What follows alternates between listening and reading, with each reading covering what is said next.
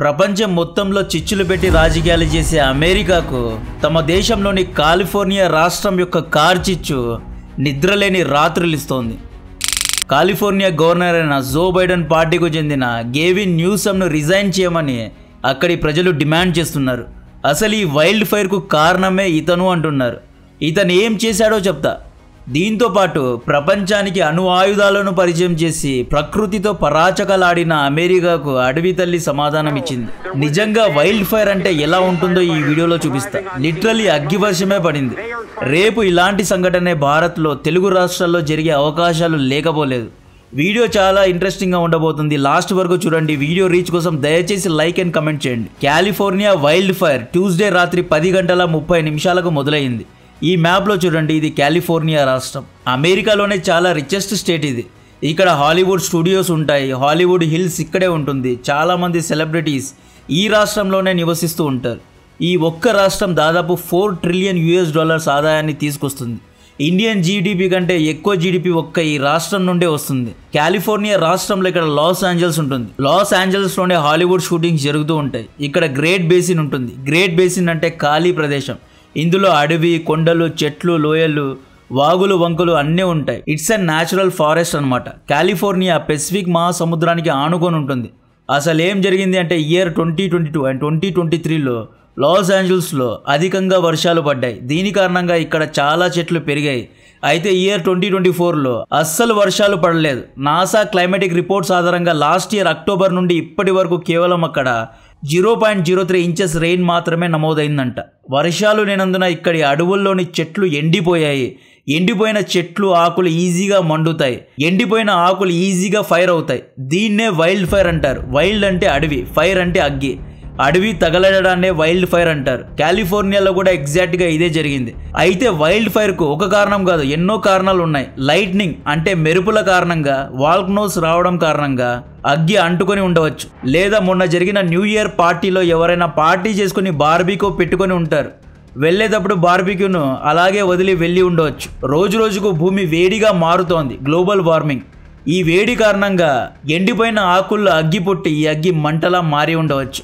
అయితే చాలామంది అమెరికన్స్ ప్రకారం California governor Newsom, loss Angeles mayor Karen boss ఈ ఇద్దరూ కలిసి ఏం చేశారంటే వారం రోజుల ముందు ఫైర్ డిపార్ట్మెంట్ యొక్క బడ్జెట్లో $49 మిలియన్ కోత విధించారు అంటున్నారు. దీని కారణంగానే డబ్బులు లేక, సరైన మేనేజ్మెంట్ లేక చిన్నగా వచ్చిన అగ్గిని ఆపలేకపోయారు అని ఈ మొత్తం బ్లేమ్ను కాలిఫోర్నియా గవర్నర్ పైన వేస్తున్నారు. బడ్జెట్ లేనందున చిన్న మంటను ఆపడంలో ఫైర్ ఫైటర్స్ ఫెయిల్ అయ్యారంట. ఈ రిపోర్ట్స్లో దీన్ని హైలైట్ కూడా చేశారు. ఈ ఇమేజ్ చూడండి, ఇది లాస్ ఏంజలస్లోని పెసిఫిక్ పాలిసేడ్ రిజర్వాయర్. ఈ రిజర్వాయర్లో నీళ్ళే లేవు. ఈ రిజర్వాయర్ యొక్క కెపాసిటీ దాదాపు 100 మిలియన్ గ్యాలన్స్ ఉంటుంది. అడవి కాలుతుంటే ఫైర్ హైడ్రెంట్స్లో నీళ్లు రావడం లేదు. కాలిఫోర్నియా ఫైర్ డిపార్ట్మెంట్స్ మొత్తం ఈ రిజర్వాయర్ నుండే నీళ్లు తీసుకుంటూ ఉంటుంది. మొన్న జరిగిన వైల్డ్ ఫైర్ కారణంగా ఫైర్ హైడ్రెంట్స్ నుండి నీళ్ళే రావడం లేదు. అసలు ఫైర్ హైడ్రెంట్స్లో ప్రెషరే లేదంట. ఒత్తిడి లేకుండా నీళ్లు అగ్గిని ఆపలేవు.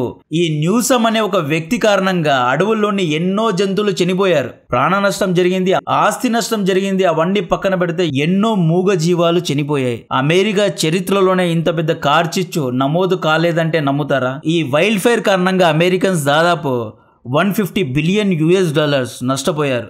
ఇన్సూరెన్స్ కంపెనీస్ యొక్క కళ్ళల్లో రక్తపు చుక్క లేదు, అంతలా బాధపడుతున్నారు. వీటన్నిటికీ కారణం గ్లోబల్ వార్మింగ్ కాదు.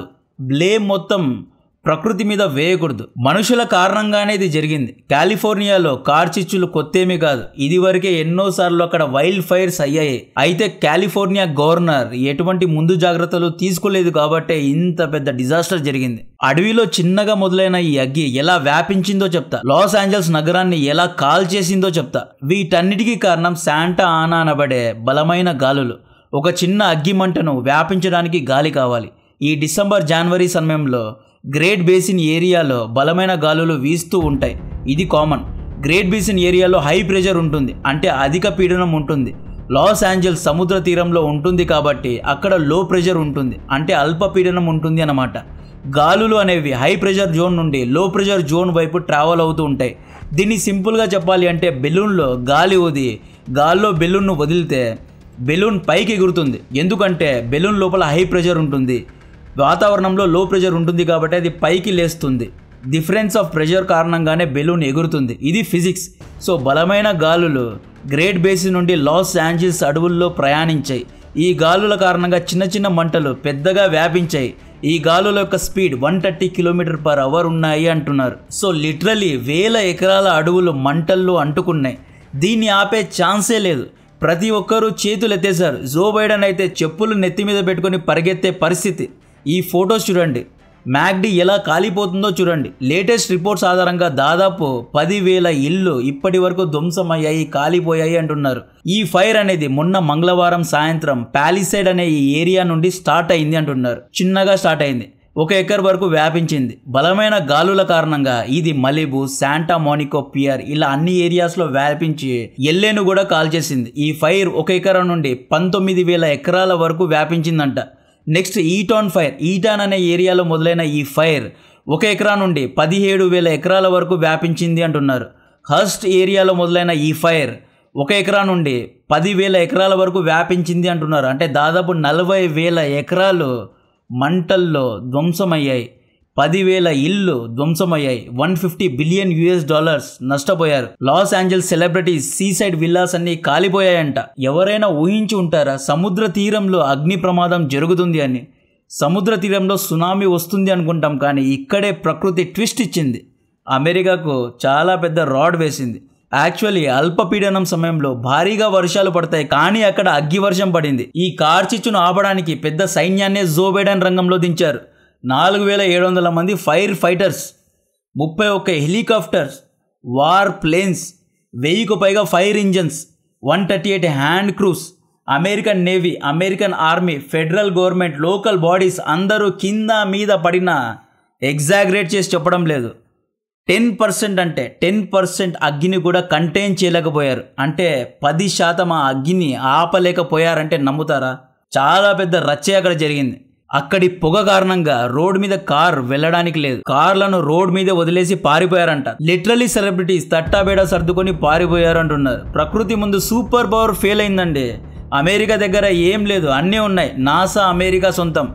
స్పేస్ స్టేషన్స్ ద్వారా అమెరికా ఈ ప్రపంచంలో అంటే ఈ భూమి మీద ఎక్కడ ఏం జరుగుతోంది, ఎక్కడ ఎర్త్క్వేక్ వస్తుంది, ఎక్కడ న్యాచురల్ డిజాస్టర్స్ వస్తున్నాయి, ఏ ఆస్ట్రాయిడ్ ఎక్కడ ఉంది అన్నీ చెప్పే అమెరికా ఏమీ చేయలేకపోతోంది. అమెరికన్ నేవీ వరల్డ్లోనే అడ్వాన్స్డ్. అమెరికన్ నేవీ రంగంలో దిగిన అగ్గిని ఆపలేకపోయారు. ఇక్కడ మనలో కొంతమందికి డౌట్ రావచ్చు, సముద్ర తీరంలోని నగరాలు కాలిపోతుంటే సముద్ర నీళ్లను ఫైర్ ఫైటర్స్ ఎందుకు వాడడం లేదు అని. ఏ దారి లేకపోవడంతో సముద్రపు నీళ్లను కూడా వాడారు. ఈ ప్లేన్ చూడండి, ఈ ప్లేన్ పెసిఫిక్ మహాసముద్రంలోని నీళ్లను తీసుకొని ఆ నీళ్లను మంటలను ఆర్పడానికి వాడుతోంది. మనం బకెట్లో ఎలాగైతే నీళ్లను స్కూప్ చేసి తీసుకుంటామో సేమ్ అలాగే ఈ ప్లేన్ నీళ్లను తీసుకుంటోంది. అంటే ఏ రేంజ్లో అక్కడ డిజాస్టర్ జరిగిందో, ఎంత పెద్ద కియోస్ జరిగిందో మీరే ఊహించుకోండి. ఇక్కడ హైలైట్ చేసిన హాలీవుడ్ సెలబ్రిటీస్ యొక్క ఇల్లు కాలిపోయాయి. జో బైడెన్ కొడుకు హంటర్ బైడెన్ ఇల్లు కూడా కాలిపోయింది. అమెరికన్ ప్రజలు ఏమంటున్నారు అంటే జో బైడెన్ యుక్రెయిన్లో, మిడిల్ ఈస్ట్లోని యుద్ధాలకు పెట్టేంత శ్రద్ధ, పెట్టేంత ఖర్చు అమెరికాలో న్యాచురల్ డిజాస్టర్స్ను ఆపడానికి ఖర్చు పెట్టడం లేదు. అమెరికన్స్ యొక్క ట్యాక్స్ పేయర్ డబ్బును జో బైడెన్ యుక్రెయిన్లో వాడుతున్నాడు, అమెరికాలో వాడడం లేదు అని విమర్శిస్తున్నారు. ఈ విపత్తుకు ముఖ్య కారణం జో బైడెన్ పార్టీకు చెందిన, డెమోక్రటిక్ పార్టీకు చెందిన కాలిఫోర్నియా గవర్నర్ అయిన గ్యావిన్ న్యూసమ్ అని డొనాల్డ్ ట్రంప్ క్లియర్గా బ్లేమ్ చేశాడు. డొనాల్డ్ ట్రంప్ న్యూసమ్ను రిజైన్ చేయమని డిమాండ్ కూడా చేశాడు. తాను గనుక నెక్స్ట్ ప్రెసిడెంట్ అయిన తర్వాత కాలిఫోర్నియా అడవుల్లో డ్యామ్ కడతా, వైల్డ్ ఫైర్స్ జరిగితే డ్యామ్ గేట్స్ను ఎత్తేస్తా అని ట్రంప్ అంటున్నారు. ఈ మొత్తం ఇష్యూలో ఇల్లు కాలిపోయాయి, ప్రజలు కాలిపోయారు అంటున్నారు. కానీ ఎవరే కానీ ఈ మనిషి చేసిన విపత్తు కారణంగా ఎన్నో మూగజీవాలు చనిపోయాయి అని ఎవరూ చెప్పడం లేదు. ఎవరు దీన్ని ట్రెండ్ చేయడం లేదు. లిటరలీ చిరుతపల్లి పిల్లలు భయపడి రోడ్డు మీదకి వచ్చాయి. కుందేళ్ళు, జింకలన్నీ, పశువులన్నీ లిటరలీ చనిపోయాయి. వీటన్నిటికీ కారణం మనిషే. ఓషన్ వ్యూ కోసం, లేక్ వ్యూ కోసం లాస్ ఏంజల్స్ యొక్క అడవులను, కొండలను, లోయలను ధ్వంసం చేసి విల్లాస్ కట్టుకున్నారు, అపార్ట్మెంట్స్ కట్టుకున్నారు. డీఫారెస్టేషన్ కారణంగా, సాయిల్ ఎరోషన్ కారణంగా భూమి లోపల నీళ్లు ఇంకిపోనందున, వర్షాలు రానందున ఇదంతా జరిగింది. సో దీని గురించిన మరిన్ని అప్డేట్స్ ఇస్తూనే ఉంటా. కంటెంట్ నచ్చితే వీడియోను లైక్ చేయండి, ఛానల్ను సబ్స్క్రైబ్ చేసి అందరికీ షేర్ చేయండి. జై హింద్.